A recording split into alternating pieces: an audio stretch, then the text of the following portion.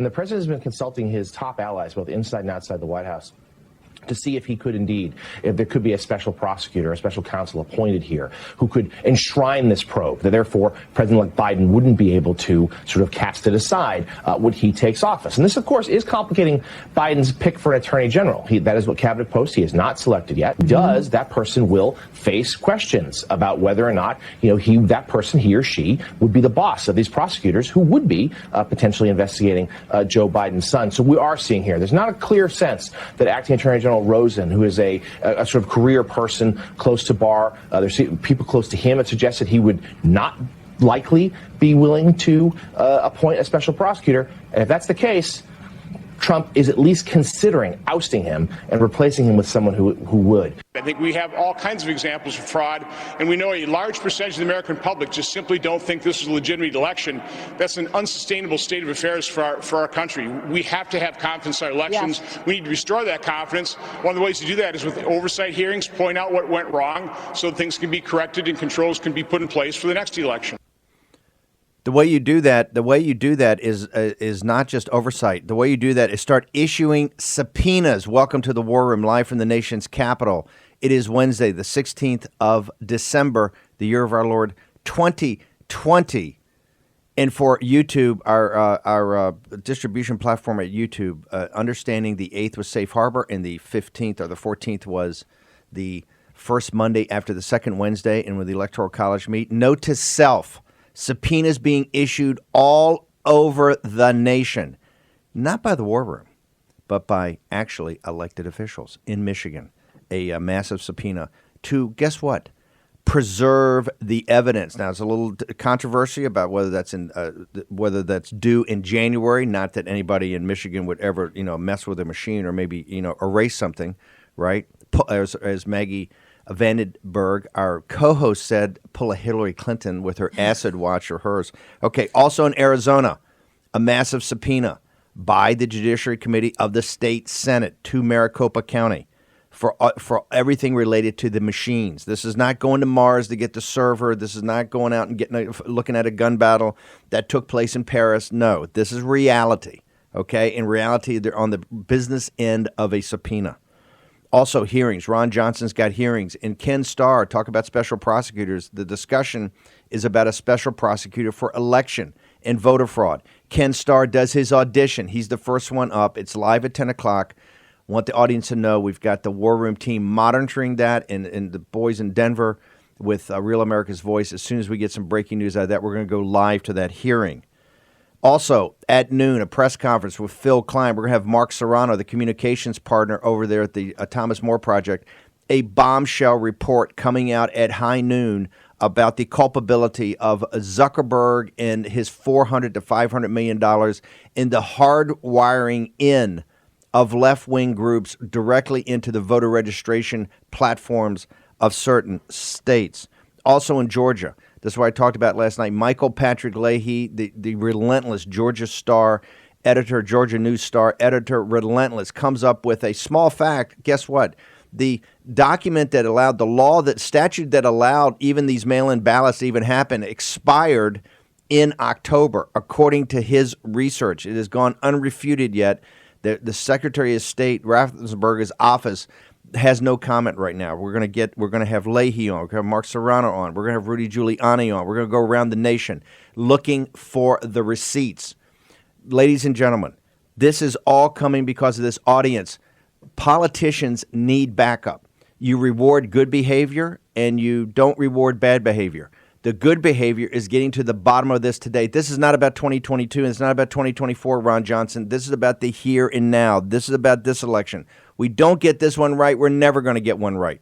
And you're seeing, because this audience is putting appropriate legal pressure on these politicians to stand and deliver. That's why you're seeing subpoenas flying around. That's why you're seeing the Dominion voting systems being taken. That's why you're seeing questions about these mail-in ballots. And that's why you're getting to the bottom of voter fraud.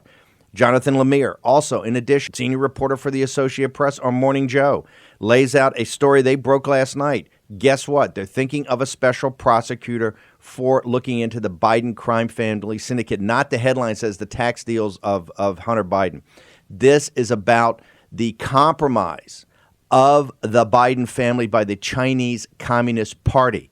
You have someone running for president of the United States that has been compromised by the Chinese Communist Party, and more importantly, Bill Barr, who was fired. Let's be specific. He was fired, okay? They let him write a nice letter and talk about he wanted to spend more time with his family over the holidays and all that nonsense. He is fired. He is fired because he suppressed investigations and suppressed particularly information regarding these investigations that the American people needed to know. So we're going to get to all of this today. It's going to be a hot show. Okay, it's all signal, no noise. Okay, we're going to get to, we have John Fredericks, don't have John Fredericks yet. We're going to try to get John Fredericks for his radio show down in Georgia. He's been at the thing of breaking news. This has been extraordinary overnight.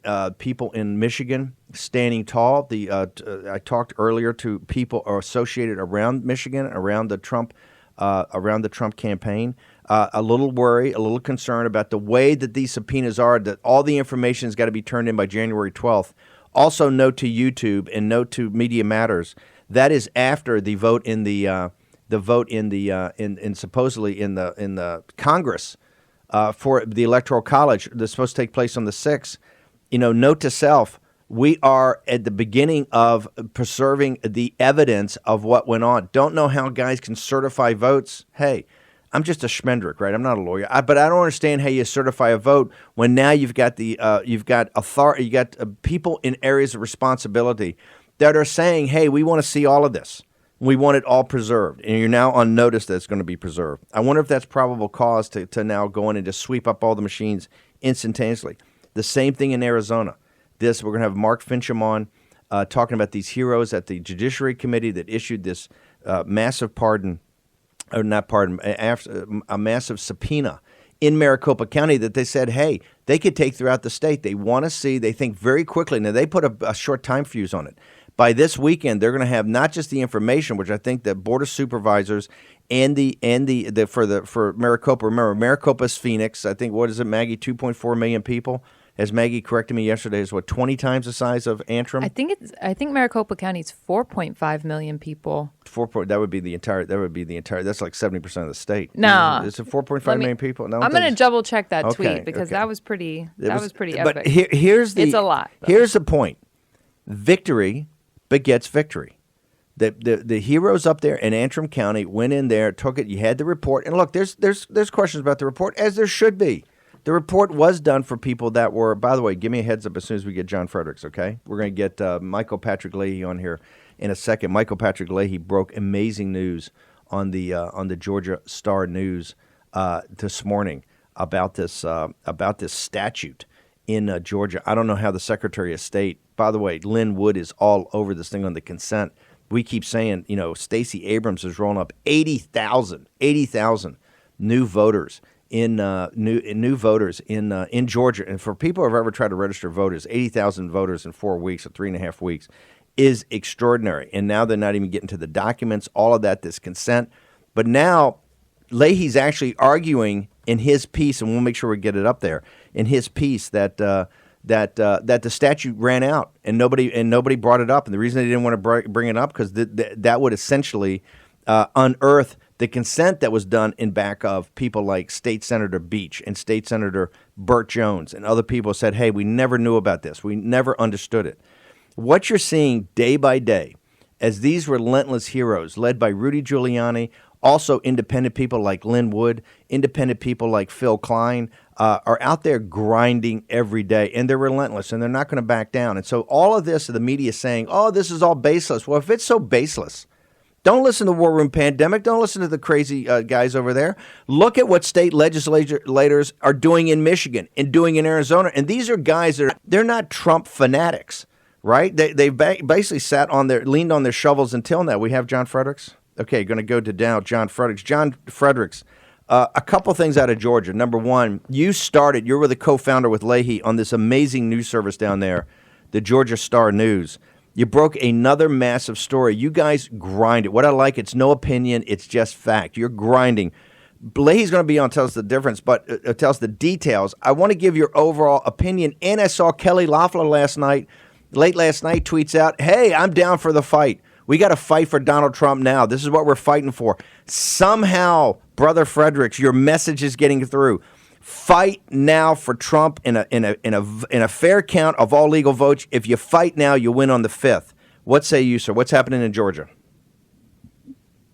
Well, right now, the Loeffler and Perdue campaigns have to understand what is happening on the ground and stop listening to the multi-million-dollar Karl Rove, line your pockets consultants in Washington, D.C., which are not here and giving them dreadful advice. And right now they're running a losing campaign. They got about 4 weeks to turn this around. What they need to do, if you want the solution, they need right now to do a joint press conference and say, you elect us on January 5th, and we are going to demand that the president and the DOJ get a special prosecutor to investigate the fraud of the 2020 election, starting in Georgia, and we're going to vote in the Senate that they can't get fired by Joe Biden. That's the kind of action that Trump voters are looking for. You know, we just had Corey Lewandowski on our show for an hour taking calls.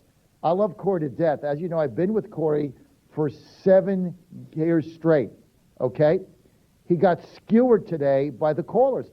They just don't want to hear it. They're upset because nobody is fighting for them and nobody is fighting for their vote. I had Lynn Wood on.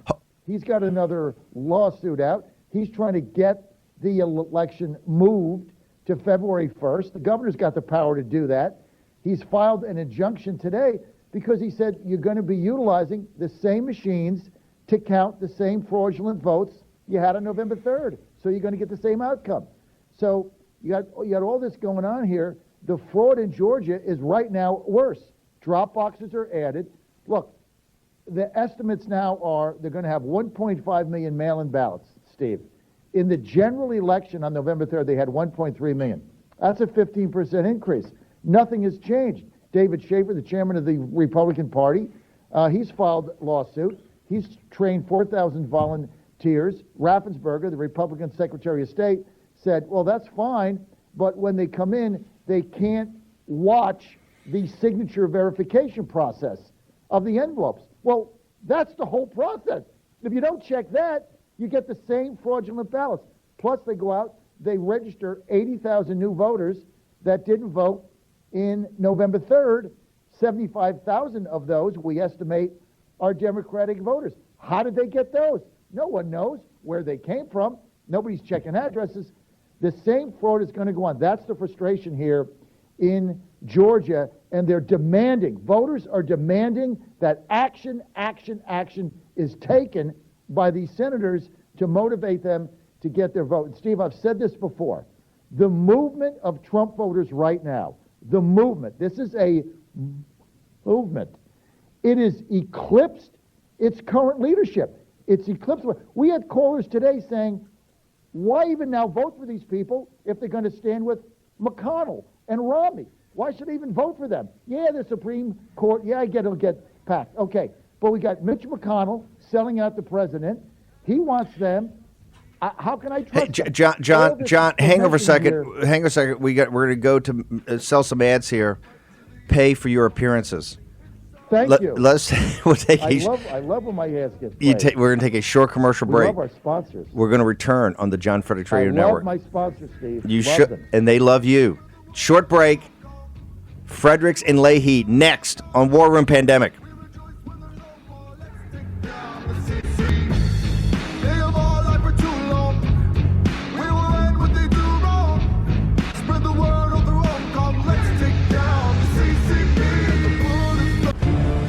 War Room Pandemic with Stephen K. Bannon. The epidemic is a demon, and we cannot let this demon hide. War Room Pandemic. Here's your host, Stephen K. Bannon. Welcome back to the War Room. You got breaking news? We had just had a point of clarification with some math earlier. So Antrim County is only 24,000 population. That's in Michigan. Yep. But Maricopa County is 4.5 million people population. So that this makes it 200 times larger than Antrim County. So if fraud occurred there, then this is massive. This is massive. It's massive. I want to go to John Fredericks. Let me ask you. Normally when you come here to co-host the War Room, you're not as turned out as you are today. You had a prior interview on Real America's Voice? I had a prior interview. Yeah, so was over at that studio, hopped in an Uber, came over here. God, over to Carrie Sheffield. Carrie Sheffield, she's fantastic. But I see. Okay, I get the message about the War Room. I know it's a kind of a guy's classy midge, right? You get the classy midge today, wearing a suit. Always classy. Okay, let's go to John Fredericks. John, Corey, a fabulous guy, one of the president's biggest defenders, a guy that's been associated with you on your network for 7 years, a beloved figure in the Trump movement. He's getting lit up today, correct? And why is Corey Lewandowski getting lit up on the John Fredericks radio show live from Georgia? Well, it's our base, and he came on and basically was telling people they had to vote on November 3rd, and so he opened it up for phone calls, and it's just started. On you mean on January? I mean on January. They had to vote on January 5th. Yes, he said you got to vote on January 5th, or it's the end of the country, et cetera, and you just have to vote. And he said, you can adjudicate this later. You can run candidates against Kemp and Raffensperger. No, I don't want to hear 2 years. Yeah, forget and I mean, that. he just got lit up like a Christmas tree. People here are angry, and he kept arguing with them, and he's saying, you have to vote, and the president wants you to vote, and et cetera, on January 5th, and people are saying, why vote on January 5th if you haven't fixed November 3rd? That doesn't make any sense. They're just going to steal it again, and I'm just playing into your hands. Then it got into Loeffler's not fighting for them, Perdue's not fighting for them, Perdue wouldn't debate, Perdue doesn't talk to them, Perdue doesn't take their calls.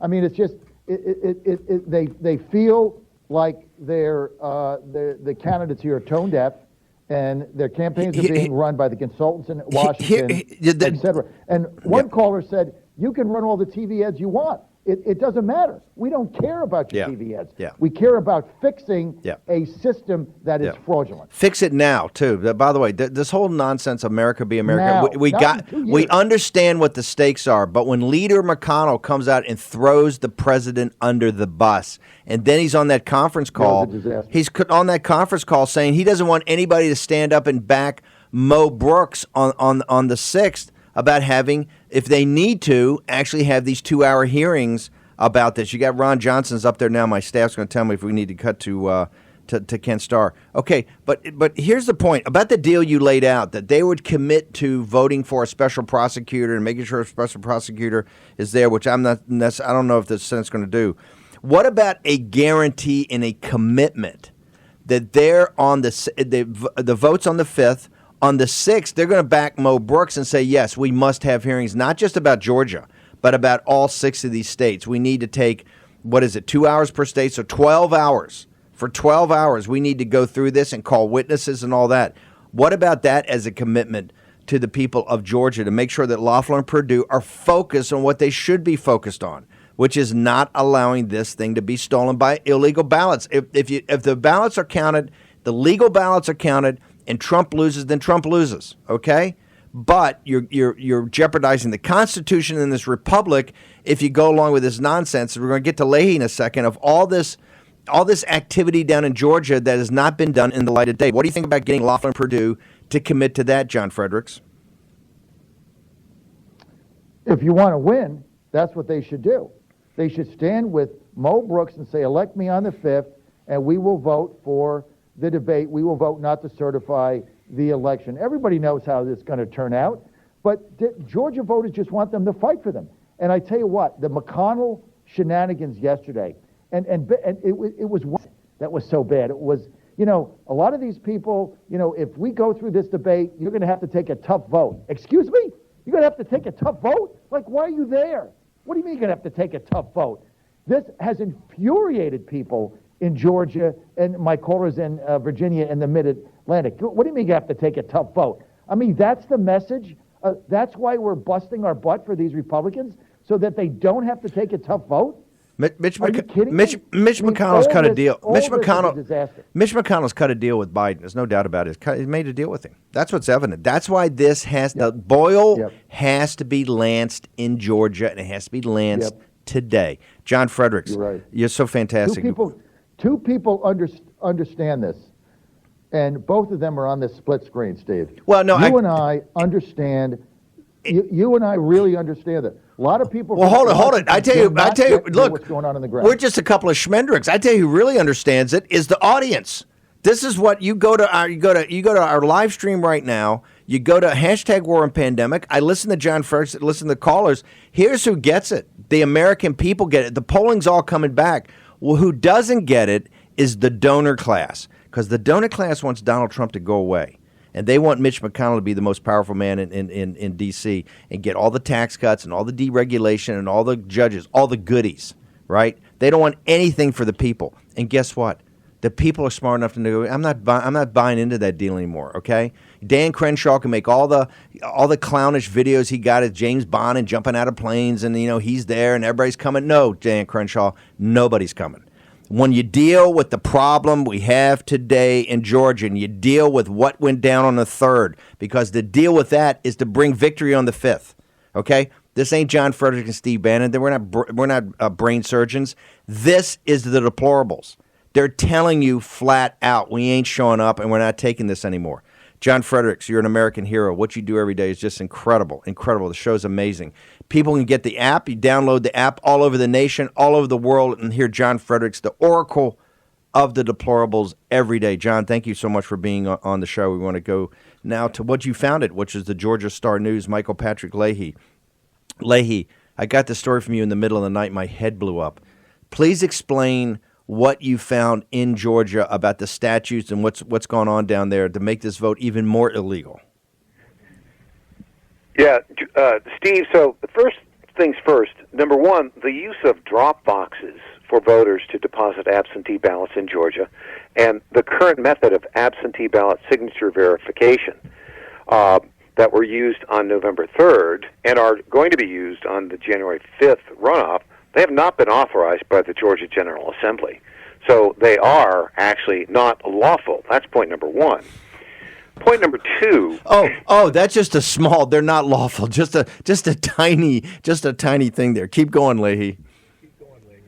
Yeah. Well, this is what the lawsuit that Texas filed that the Supreme Court chose not to take. This is what they allege. It was based upon this, and it's a very strong argument. Now, what's interesting about this, drop boxes. The Georgia State Election Board, on which Secretary of State Raffensperger serves, on April 15th passed an emergency rule to allow their use during the June primary. Then, subsequently, on July the 1st, they amended that rule and passed it for an emergency rule to allow absentee ballot drop boxes. Again, not authorized by the state legislature. So that's a usurpation of power right there. Here's the kicker.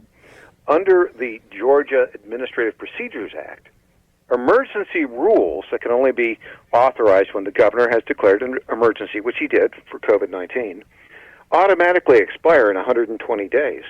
Well, the rule was passed July 1st. By our math, 120 days goes to October 28th, 5 days before the November 3rd general election. Oops.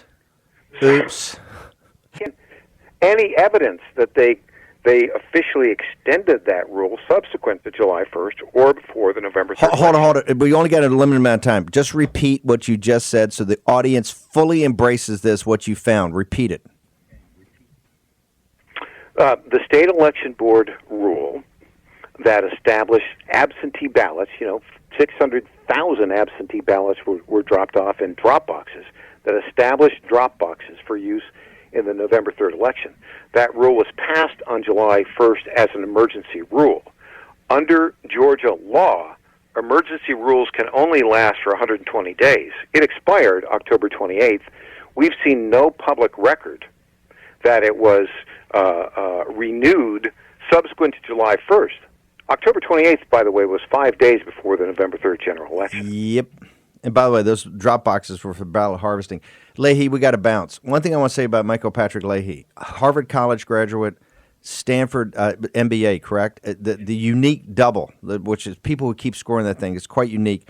Leahy's one of the founders of the Tea Party movement. He's been a populist and an economic nationalist from day one of the smartest guys I've ever met. But most important, a true honey badger. When this brother hunkers down, stuff starts coming up. He started these newspapers, told me about it a couple of years ago. I said, man, what an idea. In battleground states, in Michigan, in Minnesota. The home base would be in Tennessee, obviously in Ohio, now in Georgia. Leahy, the reporting you're doing is absolutely incredible, and you just cannot stop. Just keep grinding because every day people's heads are blown up. Leahy, what's your Twitter? It was Laura Begert. Did a great job. Laura Begert is a reporter on this story. How do people get to the site? Go to GeorgiaStarNews.com to see the Georgia Star News, or you can go to TennesseeStar.com to see our flagship, the Tennessee Star. We've been operating since February of 2017. You're unbelievable. Okay, brother. Michael Patrick Leahy, you've got to go to these things. I want everybody, look, the power of this show is the audience.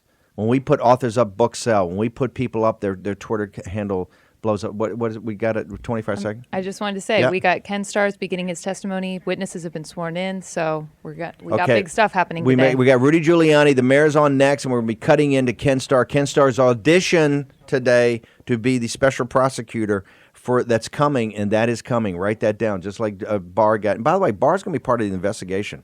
What did he know, and when did he know it? Short break. Mayor Giuliani next.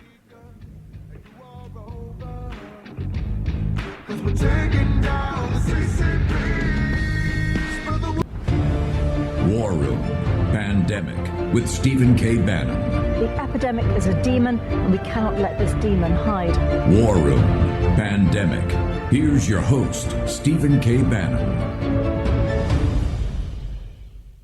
And the president has been consulting his top allies, both inside and outside the White House, to see if he could indeed, if there could be a special prosecutor, a special counsel appointed here who could enshrine this probe, that therefore President-elect Biden wouldn't be able to sort of cast it aside when he takes office. And this, of course, is complicating Biden's pick for attorney general. That is what cabinet post he has not selected yet. When he does, that person will face questions about whether or not, he or she would be the boss of these prosecutors who would be potentially investigating Joe Biden's son. So we are seeing here, there's not a clear sense that Acting Attorney General Rosen, who is a sort of career person close to Barr, there's people close to him that suggest that he would not likely be willing to appoint a special prosecutor. And if that's the case, Trump is at least considering ousting him and replacing him with someone who would.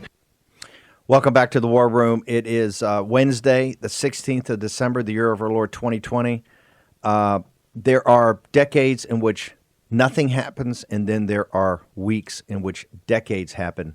You're in the middle of that right now. So much breaking news today as throughout the nation, from Michigan to Georgia to Arizona, subpoenas are flying around, hand audits are being done on signature matches, and all that is driven by the president's lawyer and chief strategist and chief executioner to execute all of the strategies that they're doing across the country. Remember one thing about the fog of war. It's always, you must keep your eye on the objective, on the prize. What Napoleon told his marshals, when you set out to take Vienna, take Vienna. Someone who's taking Vienna is Rudy Giuliani, America's mayor. I want to start first with Morning Joe, Jonathan Lemire. For people that don't know this in the War Room Posse, Jonathan Lemire is the senior White House, I think, reporter for the Associated Press, which I argue is probably the most powerful media platform out there. They still return, in the article he broke last night, they still say baseless. AP's got to check in Michigan. AP ought to check in Arizona. AP ought to check some of these subpoenas, not subpoenas coming out from Rudy Giuliani, not subpoenas coming out from the Trump campaign, not subpoenas coming out from the War Room, subpoenas coming out from state legislatures, either the Judiciary Committee in Arizona or the Oversight Committee the Joint Oversight Committee, I think it was, in Michigan. Want to now go, Mayor, the special prosecutor, Jonathan Lemire, lays out a case. I just have a technical question for you, sir. There's some confusion. They keep saying Rosen's got to do it and Barr left because he didn't want to do it.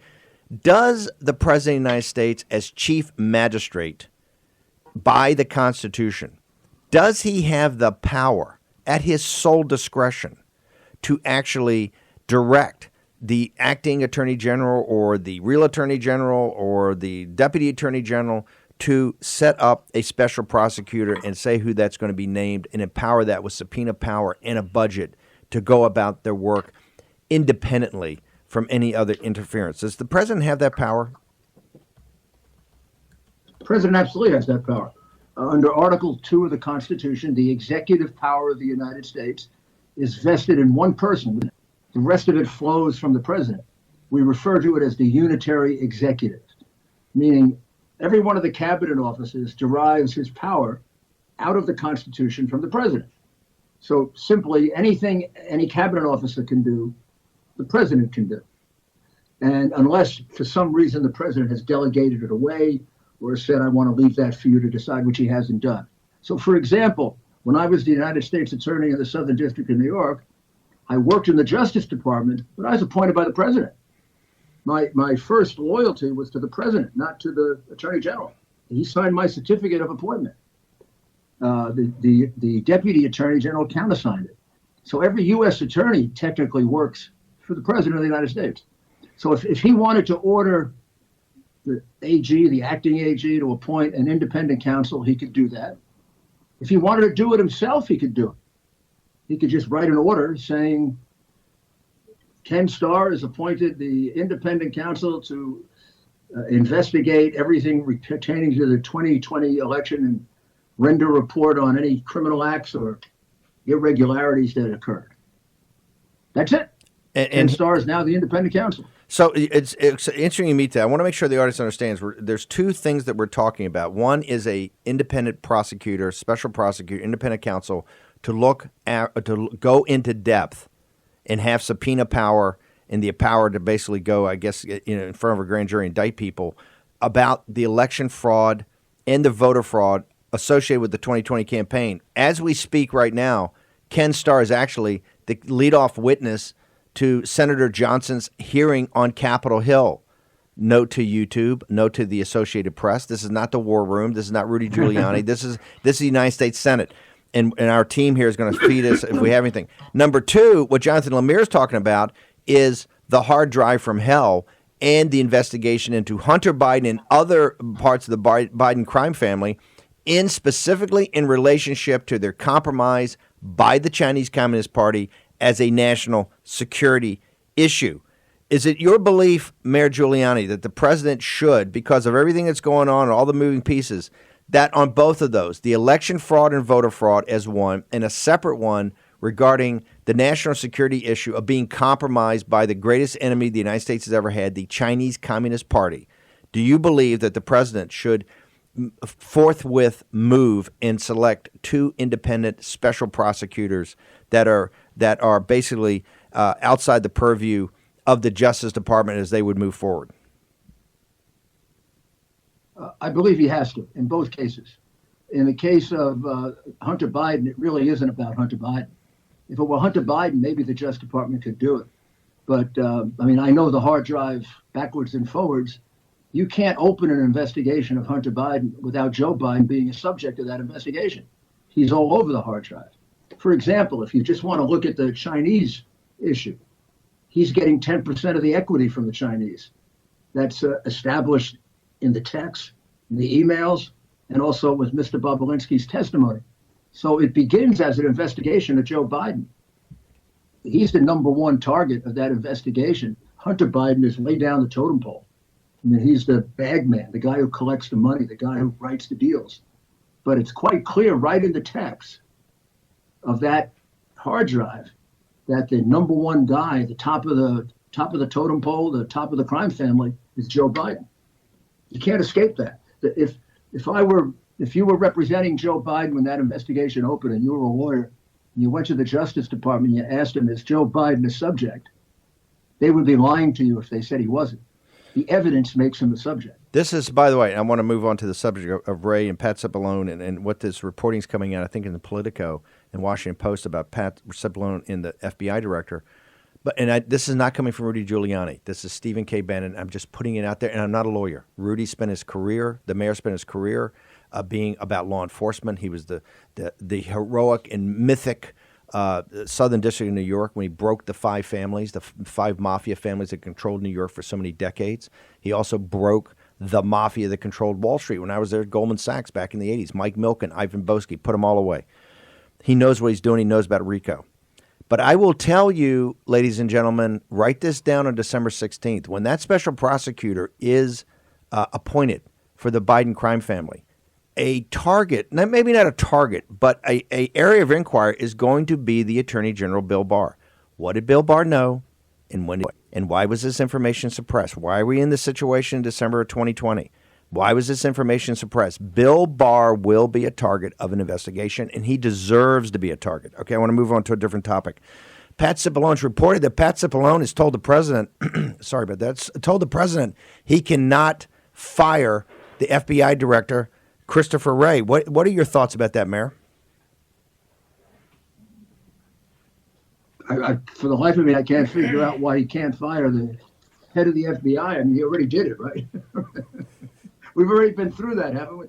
With Comey, and even the special counsel found that he had the power to do it. Even Comey agreed that he had the power to do it. I want to reiterate that point that you just brought up. Both the Mueller investigation of all those months and all that money, and Comey himself, I think in his own testimony, did they not both confer that the president has the absolute power to terminate as FBI director? The question was, did he obstruct justice? Which he didn't. But here there'd be no obstruction of justice. If he wants to fire him, he can fire him. He's not obstructing anything. And he's not involved in any investigation involved with the FBI, so he could fire him in a second. So what do you think? What would Pat Cipollone? And by the way, I know Pat. He's a great guy. I think he's done overall a very good job. He's a great lawyer. I mean, I'd have to really talk to him to. He's a great lawyer. Understand what he's saying, if he is saying that. Maybe he's giving more political advice than legal advice. I don't know, but legally, he has the absolute right to fire the FBI director anytime he wants, for any reason that he wants. He serves at the pleasure of the president. Okay, we got a couple of minutes in this segment. I want to go to a different topic. You are the ultimate honey badger. You've just been named Patriot of the Year in the National Pulse, a very prestigious award coming from the Trump base. Raheem Kassam and the team there at National Pulse. You're Patriot of the Year there with a tremendous portrait with the pocket square and all that. But and one of the reasons you're a honey badger is you went around and went to Gettysburg and went out to Arizona for the 11-hour hearing, into Georgia, into Michigan. You're mocked and ridiculed by the mainstream press. This is Rudy. He's out of control. Nobody's listening. They're doing it in hotel ballrooms. They're too embarrassed. Today we have subpoenas coming from joint committees in Michigan, a massive subpoena to basically say preserve the evidence. We have a massive subpoena in Arizona, going to Maricopa County of 4 million people and telling the Board of Supervisors and the Election Commission, we want the machines, and we want the machines now. Don't touch anything. Okay, Rudy, this came about because of your roadshow and the evidence that you put forward. Did it not, sir? Sure, and the team that we have, and also the report earlier this week that took 2 weeks to do, but that showed that the Dominion machines are completely fraudulent. I mean, they're a piece of Swiss cheese. You can do anything with them that you want. In the case of the machines we got to examine, 22 of them, they had a 68% error rate. 68% error rate. And then missing from them were all the corrections. They had pulled out all of the material that would show the corrections that were made, which basically were to change votes from Trump to Biden. So I think that incensed the Michigan legislature. That's a Republican county they were doing it in. If they're doing it in a Republican county to shave Trump's lead, imagine what they're doing in a crooked, Democrat-dominated county. So that's why I think the legislature just said, we've had enough. We're going to subpoena everything. We're going to look at every one of those machines. And we start off knowing that the vote in Michigan is false. We immediately know it's false. I mean, they got 12,000 dead people that voted. So we know it's false, right? We know that there were 100,000 ballots that came out of nowhere that would not cast by anybody, that were added in, all for Biden. So we begin with a couple 100,000 votes already false. The question is, how many more? Mayor, we're going to take a short break. We want you to please hold over your time, but we've got a couple more questions we've got to ask you. Rudy Giuliani, and we're going to get to Rudy's got his podcast out once a week. That's amazing. He's got a daily radio show on WABC, the most powerful talk radio station in the country, owned now by John Catsimatidis, a great, great supporter of President Trump. The radio show's a must listen to. His podcast, you must watch it every week. It's Common Sense with Rudy Giuliani. It's incredible. The mayor's going to come back after the break. We've got a bunch more questions to ask him. You know, I want to ask the audience, I want to ask the live stream, I'm kind of getting tired of winning. Here's what we're winning. The mainstream media still says it's baseless. If it's baseless, why are political bodies passing and asking for, putting out subpoenas for evidence? Short break. Mayor Giuliani next.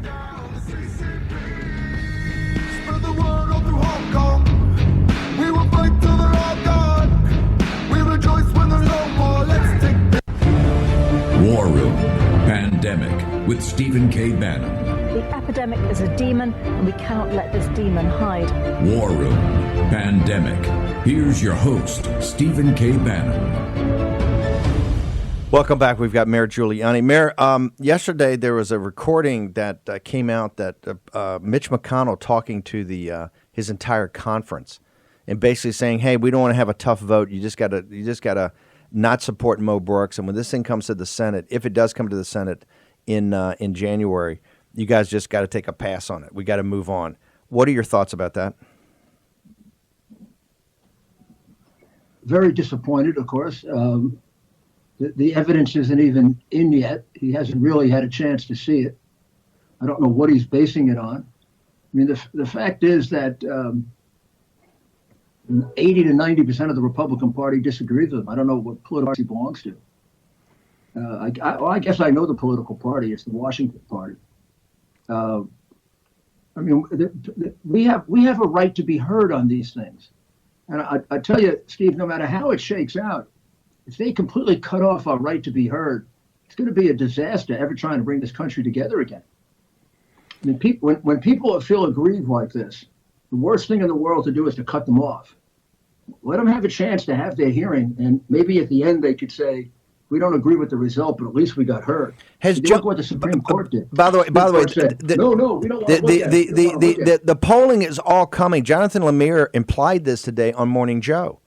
The polling's all coming in the direction of the president's supporters are saying this was illegal, this was illegitimate. Things happen here from Michigan to Pennsylvania to Wisconsin to Georgia, and we've seen this in Wisconsin. The Supreme Court they validated where the steal was. Now it's incumbent upon you, like in Wisconsin. They talked about these indefinitely confined. They said, hey, the campaign's got to go find these people. Yes, it was clearly illegal. It was ballot harvesting, but you have to prove it. Are you going to go to put the naysayers on their back foot, Mayor? Are you going to, since you're the head guy, are you going to authorize people to go to Wisconsin and find these, of the 221,000 people, find out which ones were legal, which ones were truly indefinitely confined, and which ones were skiing at Aspen or on Hawaii on a beach and just being ballot harvested at some park in either Madison or Milwaukee? Yes, and that's what we're trying to do right now. I mean, it really isn't necessary. The law gives you the remedy. They just were unwilling to apply the law, which means that this can be done in the future. What is the deterrent to cheat? So if you cheat, and they say, well, we can't take the vote away from somebody. If you cheat, a vote should be taken away. That's the only way to deter cheating in the future. I mean, and think about it this way: if you don't take the vote that was a dishonest vote away, you're taking my vote away, which was the honest vote. I don't understand these judges. I really don't. I think it's just an excuse to not have to do something difficult and then be ridiculed in their community or in the bar association or with a bunch of other phony lawyers Mayor, let me ask you, feel that if you do anything to Trump, let me ask you a technical question, and this is for our folks at YouTube. Let me just ask you a technical question. Given the dissenting opinion of the Supreme Court justices in Wisconsin in that case, given the case you won on the indefinitely confined, given this hand audit that's going on signature ballots in Georgia, in Cobb County, given subpoenas that are being issued by joint committees in Michigan to preserve all evidence, and the Senate Judiciary Committee in Arizona to freeze everything in place immediately on the Dominion machines, given all that, When the media says that Rudy Giuliani has no evidence, when they say Rudy Giuliani and the president, it's all baseless. I'm just asking from a technical point of view, being that Bernie Kerik has binders, 50 or 60 binders of 2,000 affidavits by American citizens under the penalty of perjury, plus thousands of other pieces of evidence. Is this, sir, technically, from your expertise as a former prosecutor, are these charges baseless, and is there no evidence? It's just the opposite. There's an overwhelming amount of evidence that this election was a farce. In 6 states, it was not anything close to an election. And now we add to it the 22 machines that we got to examine that have a 68% error rate. That means they were wrong more than they were right. Now, how could you have any confidence in the result in Michigan when those are the machines that are being used? And part of the reason this is happening is because the Republican electorate in Arizona, this was an uprising, a popular uprising. The legislature was going to close this matter. And then they started having peaceful demonstrations all over the weekend. It just came up from the grassroots. Same thing in Michigan. When people in Michigan heard that report about the Dominion machine, the legislature had no choice but to open this investigation. After all, right now on record is a false statement from the state of Michigan to the United States government. We know that the election results they certified is a false statement. If we don't know anything else, we know that. This has to be resolved. Otherwise, this is going to haunt us historically forever. No, this will be the election that was stolen. This is a scar that this is more and more evidence coming out. This is Kennedy assassination. 20 years from now, we'll find more evidence of machines that were fixed and Chinese that were involved in helping Dominion. I mean, there's a lot to this, including foreign involvement. This is why you need a special prosecutor. This is a scar that's not going to heal. Last question, Mayor. One, the direction you're taking this, and two, has anybody in the Biden campaign or the Democratic Party reached out to you to assist and try to get to the bottom of this so they can put it in back of them and go do what they're going to do? Has anybody in their apparatus or Democratic Party, or I know because you know tons of Democrats being a mayor of New York City, has anybody reached out to you to somehow work together to get to the bottom of this? And number two, we got about a minute. What's the direction that you're taking this in the next couple of days?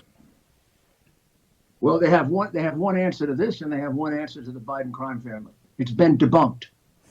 Of course, it hasn't been. They just lie. They tell the big lie, and they get away with it because they have the establishment on their side that supports the big lie. And our next step is twofold. One, to get inside those machines, as many of them as possible, and to find out what the real vote is. That will totally scientifically disprove the election results. And secondly, to examine the mail ballots very, very carefully, because we're sure a number of them were created, more than enough to affect the outcome of the election. And now we have the technology to determine that. Mayor, we got I think our faith right now is we got get our hands on these on this raw material. We got to bounce. Last thing, the podcast. When is your podcast up? It's on Friday. Give people the specific when the podcast. Common Sense. It's on Wednesday and Friday. It comes on at 6 o'clock every Wednesday and Friday. Rudy'sCommonSense.com. And the one on right now is a reintroduction to the Biden crime family. We go back, 6 months and point out what was available. To your point, Justice Department had this information 2 years ago. We got 2 years ago. We got to bounce. Rudy Giuliani will be back after a short break.